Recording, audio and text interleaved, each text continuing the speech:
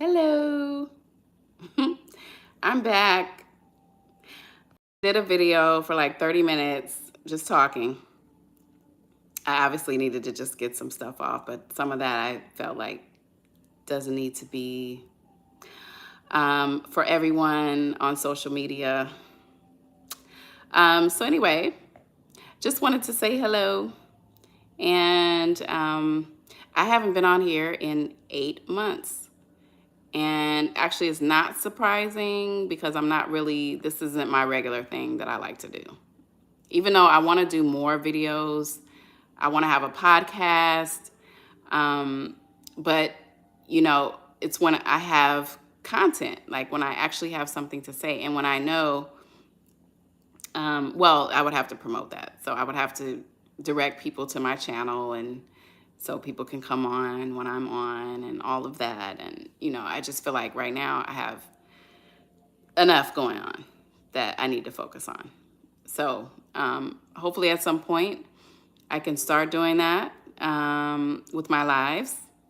And so three major things happen within the last 8 months. And I'm in a new state temporarily, but I'm in a new state. And I say temporarily because I don't feel attached at all. Like I always knew I wanted to live in New York. And when I first moved to New York, like that was it. And there were 2 or 3 times where I left, went back to Cali and back to New York. And New York is home. I've lived there longer than the 2 places that I grew up. So New York is home. But I also consider myself a Cali girl as well because I was born there. Went to high school, went to college there. So, but I feel like I grew up in New York. And grew up as an adult. Like I learned a lot as an adult that I needed to know. I wish I had moved there a little bit younger than when I moved there, but it was a good time. I mean, everything happens on the right time. Everything happens on the right time. So whatever path you're on right now and you're questioning it, no, it's the right time. Just stay focused. Stay focused on what you want to do. And you'll get there. And you have to believe you'll get there, and you have to see yourself getting there. Words are powerful, thoughts are powerful, and I have manifested everything that I've wanted to do so far. Except the marriage and the kids, like that. And the kids could have happened, but, it didn't. And I'll get into that one day. I don't feel like doing that today. But yeah, you can achieve anything. Do believe that. And I believe I've said that in one of my other videos, but you can. So, and it's my poofs. They are moisturized, y'all. I know they look dry, but they're moisturized. And I just want to give some shout outs. I want to give a shout out to my mom.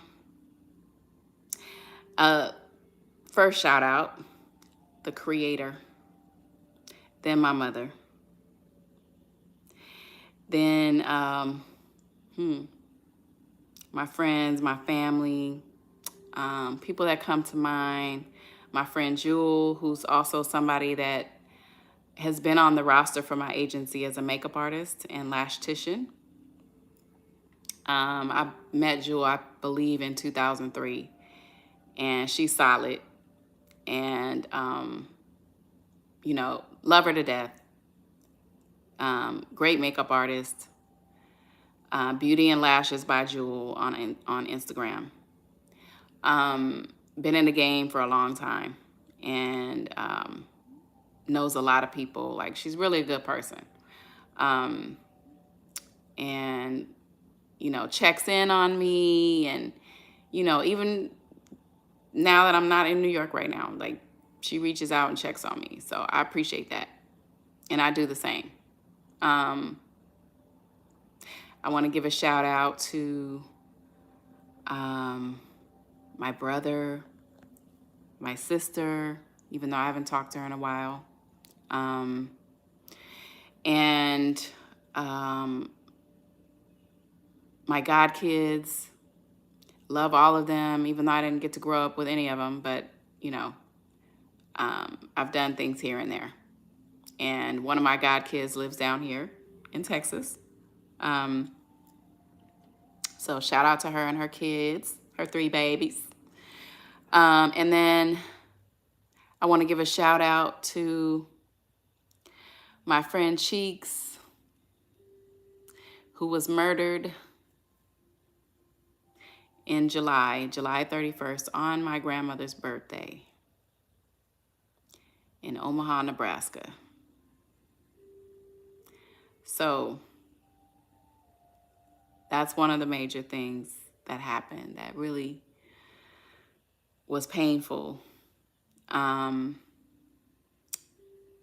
And the first major thing was me moving from New York to Texas temporarily. Gotta say that, temporarily. And then being officially sworn in to the Los Angeles Costumers Union 2 weeks ago. 2 or 3 weeks ago, the beginning of October. And that was beautiful. It was beautiful, a beautiful moment. You know, I was kind of questioning, like, should I be doing this right now, or should I push off this swear-in, because they do them every quarter. But I said, nope. I got to do it. I got to go. And my mom is so amazing. She was like, nope, you got to go. And so I went, and I'm glad I did. And just that was a divine moment. It really was. So back to my friend Cheeks. He was an amazing artist. He was growing in his craft. I really wanted him to get outside of Omaha, which he did. He had moved to Memphis, Tennessee for a minute, but then he ended up moving back to Nebraska. But he was an amazing artist, and I really feel like he had so much potential. He just needed to be aligned with the right people. And in a picture I saw of him the same day he was murdered, I just saw that. I saw the growth. I could feel the growth. He was a spiritual person. We would have great conversations, some debates, conversations. You know, I'm so happy that he was able to come to Brooklyn and visit, because he always wanted to be in New York. He always wanted to visit New York. So he came to visit for a few days, and we just pop smoked it. You know, we just was on some Pop Smoke every single day, and I'm not lying, from morning to night, literally. And that was fine, because I was a Pop Smoke fan. I felt bad for Pop Smoke too, what happened to him, and, you know, so unfortunate. So, you know, my friend, you know, I have some, you know, we just don't know when we're going to, of course, we don't know when how long people are going to be in our lives. And Cheeks has sent me 3 songs. And one of them is it's called Black Lives Matter.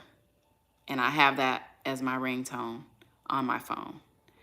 And I have that pinned and posted. I played it in the car the day I went to see him.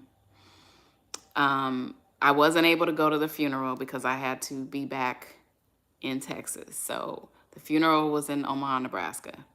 My friend's mother passed away 2 days before him. So, you know, initially I was thought I was just going for her, and then found out before I left Texas to go to Nebraska that he was killed. And, I told his brother and father and his mom that I wanted to see him before I left. Because I hadn't talked to him in months, and I wasn't mad at him. I don't think he was mad at me, but we just had that time frame that we hadn't spoken. And I was off social media for a minute, and he literally, like a few weeks before he was killed, had sent me a message in Facebook Messenger.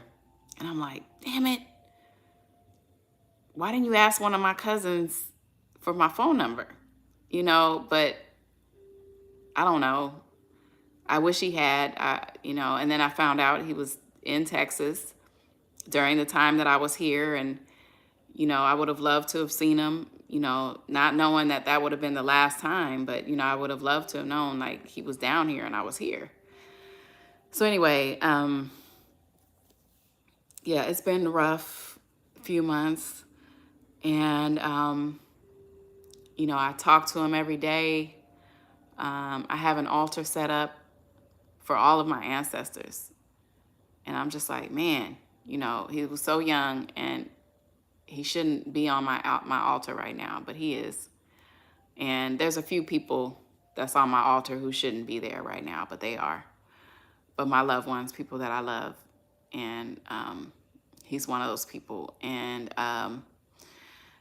so I have him here with me all the time, of course, and there's a picture that he loved to death. And a lot of people, and I took that picture when he came to Brooklyn. We were at the beach, and it was a chilly day, but it was such a nice shot.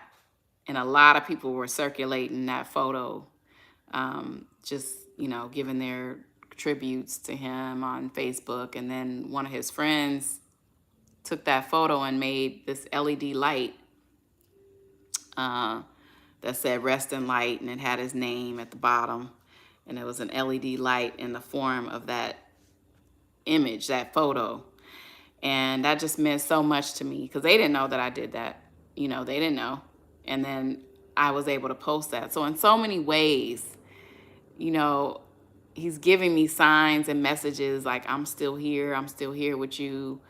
I'm gonna have your back. That's one thing he told me in Brooklyn. He was like, I'm always have your back, right? I'm always like, speak up for you, or, hold you down. And, because I looked out for him a lot, and, but, for him to say that, and actually, at the time I didn't, I'm like, okay, cool, thank you, but now I'm like, man, you really have my back all the time. And, so many things have happened that I know is him, and just seeing, certain numbers, like, 4 was his number, and I got a nice necklace that has 444 on it, and I wear that, and I wore that during my swearing in the union, and something divine happened that was so amazing. And I just know that he's with all of my ancestors. I have another angel, I have another guide, I have another protector. And I know I'm good anyway with God, but just, I have a whole clique. I literally have a whole clique of people, spiritual beings, who are in my life, and I show them love, or even, the ones I didn't get to, my ancestors I didn't get to meet, but they know I'm part of their bloodline and lineage. I got a strong, powerful tribe, spiritual tribe behind me. And I'm so blessed and happy about that. And, I just feel really good about that. I miss my friend. I wish he was here. He came to me in a dream yesterday morning, and, I asked him to do that, but when he's ready and when I'm ready. And it was so crazy because it just like popped up. And then I woke up and I'm like, oh shit, you came to me. And like we were just talking like it was nothing, and it was nothing, and it was art related. I'm an artist, he's an artist. And I'm just like, wow. Wow. I don't, in 1029 is a special angel number. Look that up. So he came on 1029 and I'm like, man, he got my back. He said he was going to always have my back, and he has my back. And I just miss him. I miss him a lot. And I just wish he was still here. And this world is just, people are just so cold. Jealousy is the root of all evil, not money. It's jealousy. Jealousy makes people fear you. Jealousy makes people envy and hate you so much they want to see you gone. They want to take you out. And every person who was a leader or had some kind of potential, who had a really powerful presence, were all taken out behind jealousy or wanting to be stopped because they were too powerful. Because somebody wanted them stopped. But what people don't realize is that person is even more powerful on the other side. But for some, it's just, they just want you out of here physically. But not knowing or not even caring really about the pain and anguish and just serious emotional trauma they put on people. I mean, someone's mom and their father having to bury their child, and he was such a good person. He really was he really was a good person. And I know people say that about people, but no, he really was a good person. And he stood on what he stood on. He didn't fear anything or anybody. And when people have no fear, that's intimidating to some people because they want to be able to have that confidence and that fearlessness, So yeah.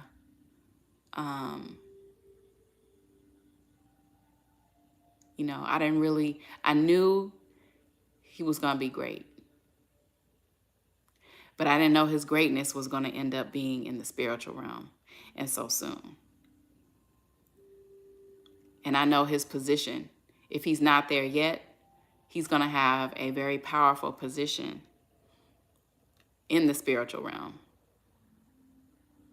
Because I knew just by who he was here, he definitely came from royalty. Like he definitely was a leader, especially in past lives. And, he just had that presence, and I think he was starting to realize that. And I wanted him to focus on his greatness and where he could go and where his talents could take him.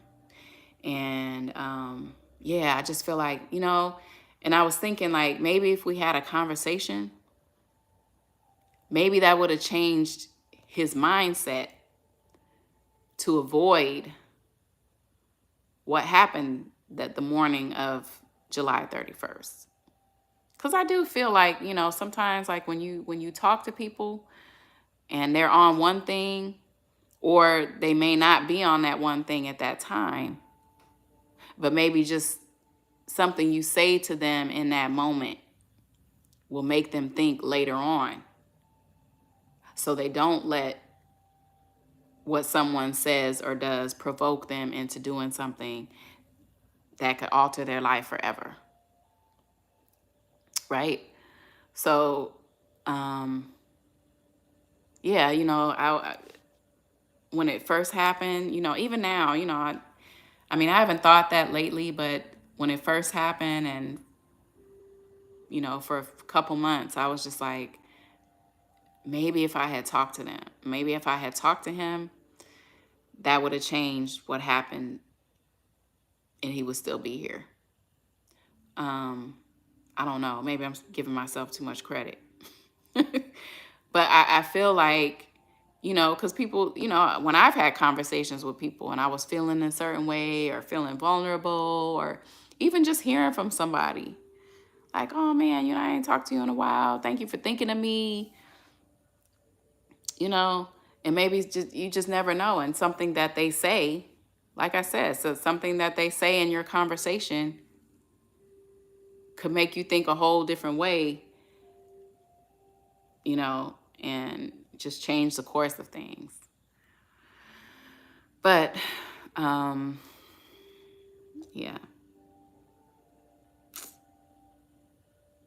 no.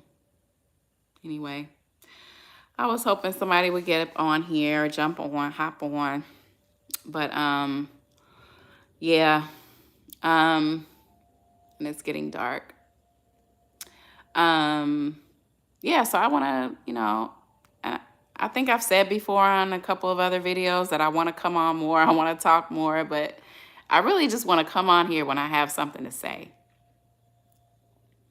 And I think that's so important. I just don't want to ramble, but I feel like every video that I've posted so far, I feel like somebody can get something from those videos. And that's what I want to do.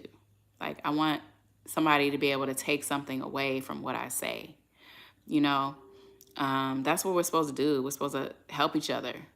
We're not supposed to be killing each other and having beef and, hating on somebody because they look this way and you don't, or they got on something that oh, I like that, but I would have worn it this way, or I wish I had that, or, coveting material things. No. Or they could be doing better than you and still are intimidated by you in some way or not like you for whatever reason. But no, I really want to help people. That's what I want to do. I want to be in the position to help people. And I have this project. I have a business plan for it because I was actually I entered this competition in Brooklyn to potentially get a $20,000 grant for the idea. But I decided to put my focus into something else and do it at a later time.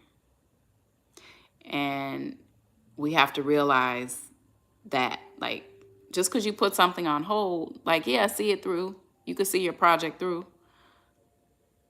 Meaning, writing it out and copywriting and doing a business plan. You should always have a business plan for whatever idea, especially if it's something big, or that has potential to be big. You want to have a business plan of some sort. It doesn't have to be long, and but this particular project needed an extensive business plan, and I put it out there, and that is one project that I really, really, really hope and pray will flourish, will come to fruition, will manifest. And then I'll speak on it later. But it's already out in the universe.